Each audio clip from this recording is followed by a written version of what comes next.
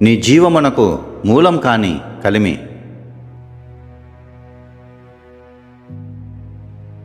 ఒక లోకస్తుడు తన జీవితాన్ని డబ్బుకు, ఆస్తులకు ముడిపెట్టుకుంటున్నాడు. డబ్బే సర్వస్వం అనే రీతిలో బ్రతుకుతున్నాడు. తను డబ్బును సంపాదించుటకు, ఆస్తులు కూడబెట్టుటకు అనేక ప్రయత్నాలు చేస్తున్నాడు. లోకంలో ఎవనికి డబ్బు ఎక్కువగా ఉంటే వాడు గొప్పవాడని చూస్తారు. డబ్బు విలాసాన్ని, భోగాన్ని కలిగించేదిగా ఉంది. ఒకడు ఎంత డబ్బు సంపాదించినా, ఎంత ఆస్తులు కూడబెట్టుకున్నా వాటిని చూస్తూ ఉండడమే తప్ప పూర్తిగా అనుభవించేవాడు లేడు. అధికమైన ధనము వ్యక్తికి తృప్తిని దూరం చేస్తుంది. తృప్తి లేని వ్యక్తికి నెమ్మది ఎట్లు వస్తుంది? ప్రసంగి 5:10-12 వచనాలలో ద్రవ్యమునపేక్షించువాడు ద్రవ్యము చేత తృప్తి నొందడు, ధన సమృద్ధినపేక్షించువాడు దాని చేత తృప్తి నొందడు, ఇదియు వ్యర్థమే. ఆస్తి ఎక్కువైన ఎడల దాన్ని భక్షించువారును ఎక్కువ అగుదురు. కన్నులారా చూచుటయే గాక ఆస్తి పరునికి తన ఆస్తి వలన ప్రయోజనమేమి? కష్టజీవులు కొద్దిగా తినినను, ఎక్కువగా తినినను సుఖనిద్ర నొందుదురు. అయితే ఐశ్వర్యవంతులకు తమ ధన సమృద్ధి చేత నిద్ర పట్టదు. ఈ లోకంలో ఐశ్వర్యవంతులు, దరిద్రులు ఉన్నారు. అందరూ ఒట్టి చేతులతో వచ్చినవారే. ఒట్టి చేతులతోనే ఈ లోకాన్ని వదిలి వెళ్ళవలసి ఉంది. ఎంత ఐశ్వర్యమున్నా గాని దానిలో కొంచెమైనను చేతపట్టుకొని పోడు. అనేకులు ఈ లోకంలో సుఖమనేది ఎరుగక డబ్బు సంపాదించుటకు ప్రయాసపడుతున్నారు. కొందరు డబ్బు గలవారుగా ఉన్న అత్యంత పిసినారులుగా ఉన్నారు. ప్రసంగి 18:11 ధనవంతునికి వాని ఆస్తి ఆశ్రయ పట్టణము, వాని దృష్టికి అది ఎత్తైన ప్రాకారము. ధనము ఈ లోకభోగాన్ని నీకు ఇస్తుందేమో గాని అది నీ ఆత్మను రక్షించలేదు. అంటే అది నీ జీవమునకు మూలం కాదు. డబ్బు సంపాదనలో ఉండి ధనవంతునిగా ఉన్నవానికి వాని డబ్బే దేవునిగా ఉంది. వాని మనస్సు డబ్బుపై ఆధారపడి ఉంది. వాని అన్ని అవసరాలకు డబ్బు ఉన్నందున దేవుని వైపు వాడు మనస్సు తిప్పడు. అయితే ఎంత డబ్బు ఉన్నప్పటికీ సుఖదుఖాల గుండా మానవ జీవితం ప్రయాణం చేయాలి. ఎంత చెట్టుకు అంత గాలి అన్న రీతిలో ఎంత ఆస్తిపరుడైనప్పటికీ వాడు తన జీవిత పయనంలో మంచి చెడుల గుండా పయనం చేయాలి. మార్కు 10:24-25 తమ ఆస్తి యందు నమ్మిక ఉంచువారు దేవుని రాజ్యములో ప్రవేశించుట ఎంతో దుర్లభము. ధనవంతుడు దేవుని రాజ్యములో ప్రవేశించుట కంటే ఒంటె సూది బెజ్జములో దూరుట సులభము అని యేసుక్రీస్తు అంటున్నాడు. సామెతలు 11:28 ధనమును నమ్ముకొనువాడు పాడైపోవును, నీతిమంతులు చిగురాకు వలె వృద్ధి నొందుదురు అని వ్రాయబడింది. మానవుడు సృష్టికర్తను నమ్ముకొనవలసి ఉంది. మానవుని జీవితానికి దేవుడే ఆధారమైన వాడుగా ఉన్నాడు. డబ్బు ఎంత ఉన్నప్పటికీ అది అన్ని సమస్యల నుండి విడిపించలేదు. నీ అవసరతను బట్టి దాని పరిధి కొంతవరకే. అయితే దేవుడు సమస్తము నుండి నిన్ను విడిపింప శక్తిగలవాడుగా ఉన్నాడు.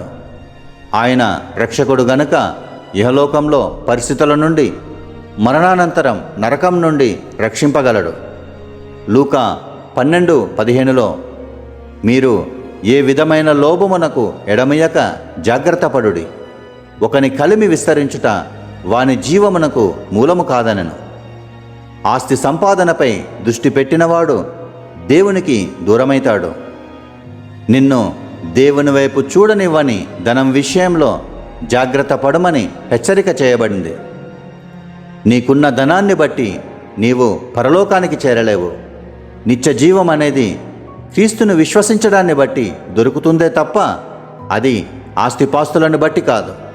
నీకు ఎంత ఆస్తి ఉన్నా నీకు నిత్య జీవాన్ని ఇవ్వగలిగే క్రీస్తు నీలో లేనట్లయితే నీ ఆస్తి వలన నీకు ప్రయోజనమేముంది? ఒకవేళ నీకు కలిగిన ఆస్తిని బట్టి నేను భక్తుడనని నీవు తలస్తే అది బుద్ధిహీనతే అవుతుంది. తమ ఆస్తిపాస్తులను బట్టి మేము భక్తులమని తలంచే క్రైస్తవులు అనేకులున్నారు.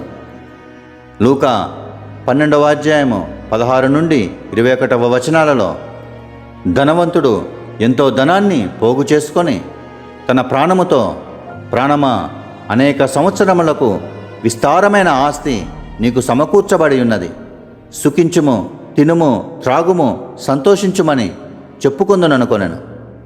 అయితే దేవుడు, వెర్రివాడా, ఈ రాత్రి నీ ప్రాణము నడుగుచున్నారు, నీవు సిద్ధపరిచినవి ఎవరి వగునని అతనితో చెప్పాను. దేవుని ఎడల ధనవంతుడు కాక తన కొరకే సమకూర్చుకొనువాడు ఆలాగుననే యుండునని చెప్పాను. ధనము మనకు నిత్యజీవమునివ్వదు, అది ఈ లోకములో సంతోష సమాధానమునివ్వదు, కానీ ఆందోళన కలిగిస్తుంది. సత్యమేమంటే ఈ లోకంలో మనమెంత అధికంగా ఆస్తిని కూర్చుకుంటామో అంతగా ఆత్మీయ పేదరికములో దిగజారిపోతాము. దేవునిపై ఆధారపడడానికి బదులు ఆస్తిపై ఆధారపడతాము. దేవుని నమ్మడము పూర్తిగా విడిచిపెట్టి చివరికి మన ఆత్మనే కోల్పోతాము. 1 తిమోతి 6వ అధ్యాయము 6 నుండి 10 వచనాలలో మనం ఈ లోకములోనికి ఏమీయూ తేలేదు, దీనిలో నుండి ఏమీయూ తీసుకొని పోలేము, కాగా అన్న వస్త్రములు గలవారమై ఉండి వాటితో తృప్తి పొంది ఉందము. ధనవంతులగుటకు అపేక్షించువారు శోధనలోను, ఉరిలోను, అవివేక యుక్తములను, హానికరములోనైన అనేక దురాశలలోనూ పడుదురు. అట్టివి మనుష్యులను నష్టములోను, నాశనములోను ముంచివేయును. ఎందుకనగా ధనాపేక్ష సమస్తమైన కీడులకు మూలము. కొందరు దానిని ఆశించి విశ్వాసము నుండి తొలగిపోయి నానా బాధలతో తమ్మును తామే పొడుచుకొనిరి అని హెచ్చరిక చేయబడింది.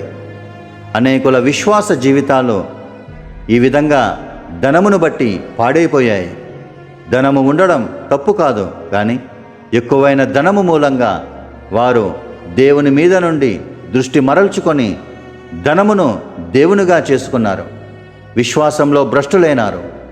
మార్కు 10వ అధ్యాయము 17 నుండి 22లో ధనవంతుడొకడు క్రీస్తును ఎదుర్కొన్న సందర్భంలో యేసు అతన్ని చూచి అతన్ని ప్రేమించి, నీకు ఒకటి కొదువగానున్నది, నీవు వెళ్ళి నీకు కలిగినవన్నీ అమ్మి బీదలకిమ్ము, పరలోకమందు నీకు ధనము కలుగును, నీవు వచ్చి నన్ను వెంబడించుమని చెప్పాను.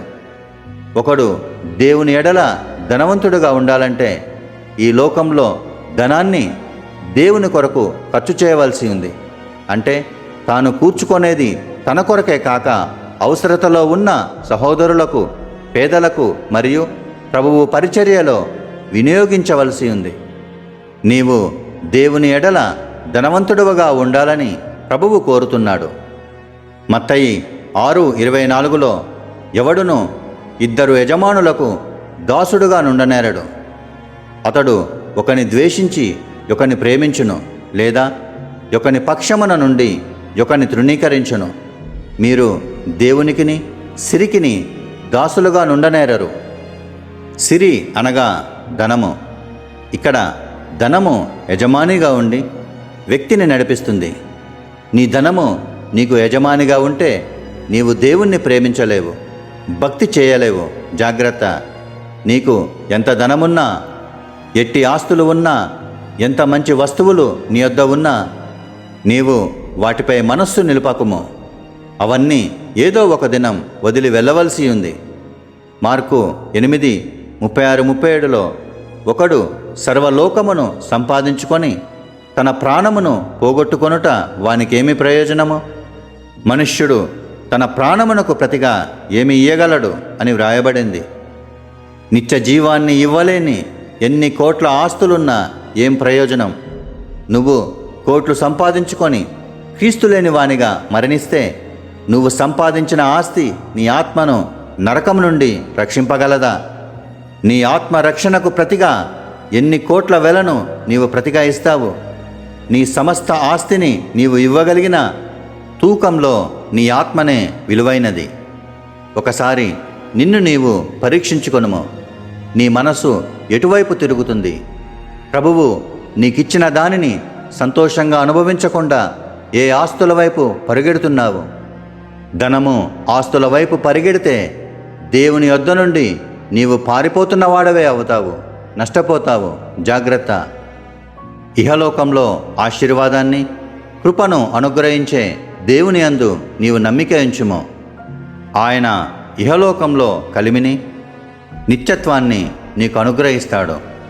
ఆయనే సమస్తమునకు జీవనాధారము గనుక ఆయనను నమ్ముకొనుము, ఆశీర్వదింపబడతావు.